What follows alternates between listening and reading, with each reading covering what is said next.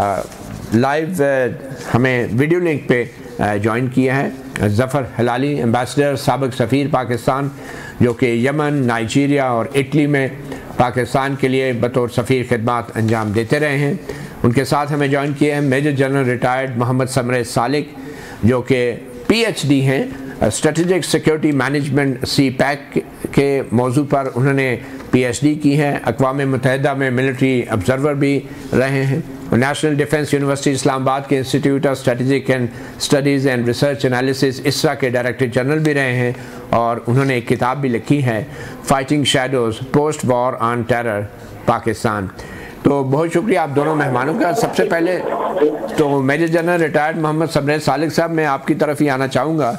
ये बज़ाहिर तो एक बहुत बड़ी एक मिलिट्री विक्ट्री इसे कह लें जो पाकिस्तान को मिली है। आप कैसे देखते हैं, क्या भारत की तरफ से जो मिसाइल हमले किए गए थे तकरीबन 9 के करीब अहदाफ हैं पाकिस्तान के अंदर, और उनमें एक बहावलपुर का हदफ भी था जो 100 किलोमीटर पाकिस्तान के अंदर है, तो क्या उसके जवाब में अब पाकिस्तान को भी कुछ ऐसा ही करना होगा, मिसाइल हमलों से जवाब देना होगा, या अब मज़ीद किसी कार्रवाई की ज़रूरत नहीं भारत के 6 तैयारे गिराने के बाद? मतीउल्लाह जान साहब, थैंक यू वेरी मच, आपने मुझे मदऊ किया। देखें, इंडिया का पर्टिकुलरली और बिलखसूस ये जो है बीजेपी गवर्नमेंट का एक वतीरा रहा है कि हर कुछ अरसे बाद वो एक गेम प्लान सेटअप करते हैं जिसपे कि एक फॉल्स फ्लैग ऑपरेशन करते हैं और अपने कुछ प्रेशर डाल के पाकिस्तान पे कुछ ऑब्जेक्टिव्स अचीव करने की कोशिश करते हैं। इस दफ़ा उनकी, जैसे पहले वो करते रहे हैं, उनकी कोशिश थी कि पाकिस्तान को डराया धमकाया जाए और अपने ऑब्जेक्टिव अचीव करें। विजिबली जो नज़र आ रहा है कि एक तो उन्होंने पॉलिटिकल से एडवांटेजेस लेने की कोशिश की है क्योंकि उनके बिहार में नवंबर में इलेक्शन होने वाले हैं। दूसरा, बहुत अरसे से प्राइम मिनिस्टर मोदी कह रहे थे कि जी इंडस वाटर ट्रीटी को इंडिया ने ख़त्म करना है। 2016 में उन्होंने जब जी प्लीज जारी रखें आप। 2016 में जब उरी इंसिडेंट हुआ तो उन्होंने कहा था कि जी खून, ये इस तरह के अज़ाइम वो अपने पहले का इजहार कर चुके थे। इस पर्टिकुलर एपिसोड के बाद उन्होंने इंडस वाटर ट्रीटी को ख़त्म किया। अब जो उन्होंने एक बुज़दिलाना कार्रवाई की है और रात के अंधेरे में निहत्ते पाकिस्तानियों के ऊपर हमला किया है मिसाइल्स के थ्रू, और हमारी मस्जिदों को शहीद किया है और बच्चे इससे शहीद हुए हैं। जनरल साहब, मेरा सवाल मैं दोहरा देता हूँ, ये बताएं कि क्या जो पाकिस्तान ने भारत के तैयारे गिराए हैं, तो क्या ये काफ़ी जवाब है या अब पाकिस्तान को इससे भी थोड़ा आगे जाना होगा स्कोर्स को प्रॉपर्ली सेटल करने के लिए? क्योंकि भारत की तरफ से मिसाइल हमले किए गए हैं, बॉर्डर्स को पार अंदर काफ़ी डीप भी भावलपुर में भी हमला हुआ है, तो अब क्या पाकिस्तान को भी इसका जवाब देना चाहिए या नहीं? देखिए, मैं इसी पे आ रहा था। दो उसने जो सीरियस वॉयलेशंस की हैं, एक तो जो उसने एयरफोर्स को यूज़ किया, वो तो हमने 5 तैयारे गिरा दिए, बहुत बड़ी एक कमेंडेबल अचीवमेंट है। दूसरा, उसने जो मिसाइल्स मारे और हमारे इंटरनेशनल बॉर्डर की सैंक्टिटी को वायलेट किया है, उसका जवाब अभी भी बाकी है। इसके अलावा आपने LOC के ऊपर उनकी जो मिलिट्री इंस्टॉलेशंस थी उनको टारगेट किया, उनके हेडक्वार्टर्स को टारगेट किया, उनकी जो एयरफोर्स के बेसिस थे उनको टारगेट किया।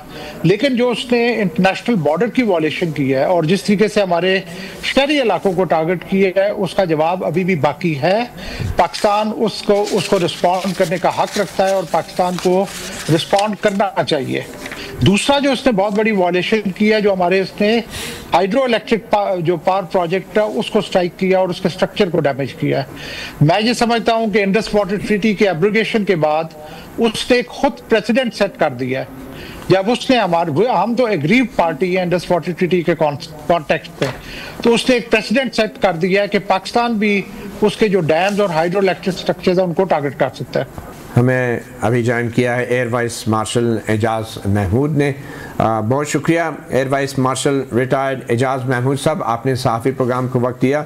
हम यही पाकिस्तान और भारत के दरमियान रात के होने वाली झड़पों के ऊपर ही बात कर रहे हैं और सबसे अहम तरीन जो चीज़ सामने आई है वो पाकिस्तान और भारत की फ़िज़ाइया की टेक्नोलॉजी का जो मुकाबला था उस पर भी बात हो रही है। आप क्या कहेंगे कि भारत के जो तैयारे गिराए गए हैं, तो इसमें पाकिस्तान के पास और भारत के पास ऐसी कौन सी टेक्नोलॉजी है जिसमें पाकिस्तान को बज़ाहिर एक बर्तरी नज़र आ रही है? देखिए जी, पाकिस्तान के पास टेक्नोलॉजी के एतबार से जो इस वक्त जहाज हैं वो भारत से कंपैटिबल है, या कुछ जहाज और कुछ एस्पेक्ट्स में, कुछ ऑपरेशनल फीचर्स में हमारे जहाज जो हैं उनको आउट परफॉर्म करते हैं, उनसे बेहतर हैं। लेकिन जब हम एप्पल टू एप्पल कंपैरिजन करते हैं किसी इक्विपमेंट का, तो उसमें अगर 20 या 25 ऑपरेशनल फीचर्स होते हैं तो लामहला किसी एक में या दो में किसी एक जहाज साइड को एडवांटेज होगा और बाकियों में दूसरे को होगा। लेकिन जो असल डिफरेंस है, जो हमें कल रात भी नजर आया है, वो प्लेटफॉर्म की कैपेबिलिटी का मसला नहीं है जी, वो मसला है पायलट की महारत का, वो मैन मशीन इंटरफेरेंस का मसला है कि भारत की तरफ अच्छे जहाज होते हुए भी, एक्सपेंसिव जहाज होते हुए भी, उनके जो पायलट्स हैं वो अपनी उन मशीन के साथ उस तरह एक्सपीरियंस ही नहीं है कि उनको जंग में झोंका जाता। और ये मैं नहीं कह रहा, ये भारत के अपने जो डिफेंस एनालिस्ट हैं वो भी ये बात बर्मला कह रहे हैं कुछ दिनों से, और इवन उनके vice chief of air staff ने जब मोदी साहब को ये बात समझाने की कोशिश की तो उसको उन्होंने सैक कर दिया। तो क्योंकि उनका जंगी जुनून जो है उसमें उन्होंने तो ये डिसाइड कर लिया था, उन्होंने ये फॉल्स फ्लैग ऑपरेशन किया ही इसलिए था कि उसकी आड़ में वो कोई कार्रवाई करना चाहते थे। ठीक। और जब उनके जो है सीनियर जो फौजी क़यादत है उन्होंने उनको सेंस की बात बताई और उनको एक प्रोफेशनल ओपिनियन दिया तो उनको उन्होंने सैक कर दिया। तो असल फर्क जो है ना वो ये है कि हमारे पायलट्स की ट्रेनिंग और उनकी अपने इक्विपमेंट के साथ महारत जो है वो बहुत शानदार है।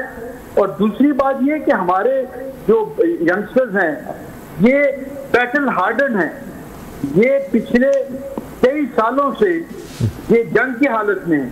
तो जब आप जंग की हालत में ट्रेनिंग कर रहे होते हैं तो फिर ये चीजें जो है ना ये आपके लिए एक रूटीन बन जाती हैं। ये जबकि एक ऐसा मुल्क जिसने जो है सिर्फ पीस टाइम में ट्रेनिंग की हो और उन्होंने वो भी अच्छी तरह ना की हो, तो वो फिर उन दोनों फोर्सेस का आपस में कोई मुकाबला नहीं होता। वैसे मार्शल साहब, वैसे तो भारत के अंदर भी बहुत से शोरश ज़्यादा इलाके हैं, मगर शायद भारतीय फ़ज़ाइया जो है वो वहाँ पे इतनी प्रैक्टिस नहीं कर रही। बट एनीवे, मैं जानना चाहूँगा एम्बेसडर हिलाली साहब, आप से पूछना चाहूँगा कि एक वक्त होता था कि जब जंग के अंदर सरप्राइज़ का एलिमेंट जो है वो बड़ा अहम होता था कि दुश्मन को अचानक ही आप उस पर हमला करते थे, मगर ये जो भारत ने हमला किया है इसके लिए तो बज़ाहिर पाकिस्तान भी तैयार था, अमेरिका को भी इस बात की आगाही थी। लगता ये है कि भारत की जो प्रेस रिलीज आई है और जिस तरीके जितने जल्दी वो प्रेस रिलीज आई है अपने इस तमाम ऑपरेशन सिंदूर के हवाले से, लगता ये है कि शायद भारत ने अमेरिका को भी इस तमाम कार्रवाई से मुकम्मल तौर पे एतमाद में लिया हुआ था और शायद पाकिस्तान के हुकाम को भी मालूम था कि क्या हमले होने हैं और किन किन जगहों पे होने हैं और किस इंटेंसिटी के होने हैं। इसीलिए शायद जानी नुकसान बहुत सी जगहों पे ऐसा नहीं हुआ जहां हो सकता था। 100% आपने सही कहा। ये वही ऑपरेशन के प्लान्स हैं जो ईरान इजराइल में जब इस मिसाइल लॉन्च किया था ईरान, उन्होंने अमेरिकनों को बता दिया था कि हम इस टाइम लॉन्च करेंगे, इन टारगेट हमारे ये हैं, इतना देर तक चलेगा और जाहिर है कि हम कोई जवाबी कार्रवाई एक्सपेक्ट नहीं कर सकते। अब देखिए मतीउल्लाह साहब, मैं एंटिसिपेट कर रहा हूं कि आपने सबको और को पूछा कि क्या ये काफी, हमारा जो रिस्पांस था ये काफी था कि नहीं। मेरे ख्याल में कि हमारा रिस्पांस जो था वो इसलिए काफी था मतीउल्लाह साहब, वो इसलिए काफी है कि क्या आप भी औरतों और बच्चों को मारना चाहते हैं सिर्फ और सिर्फ इसलिए कि आप कह दें कि हमने जवाबी कार्रवाई में उनका 26 तो हमने 28 मार दिया?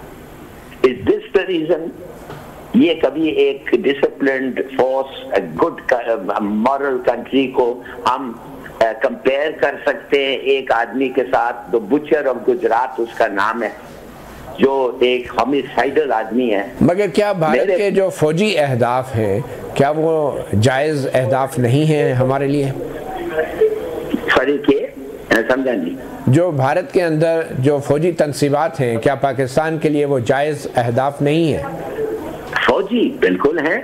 तो आप फौजी की तो नहीं बात कर रहे हैं ना। हमारे लोग कह रहे हैं कि 4 सेटल्ड एरियाज में 24 मिसाइल्स लॉन्च किए हैं मुरीद के में, और जो जगह हैं लिखे और उसमें एक मस्जिद के पर भी बॉम्ब गिराए हैं, और 26 लोग जिसमें औरतें हैं वो मारे गए। तो हम बदला लेना चाहते हैं। सब लोग कहते हैं अब बदला होना चाहिए। इसके लिए क्या बदला होगा कि हम ज्यादा मारे? नहीं, ज्यादा से मारे नहीं है, लेकिन पाकिस्तान का भी तो कोई हदफ होना चाहिए ना। और इसके लिए मैं छोटी सी ब्रेक के बाद आपसे जानना चाहूँगा कि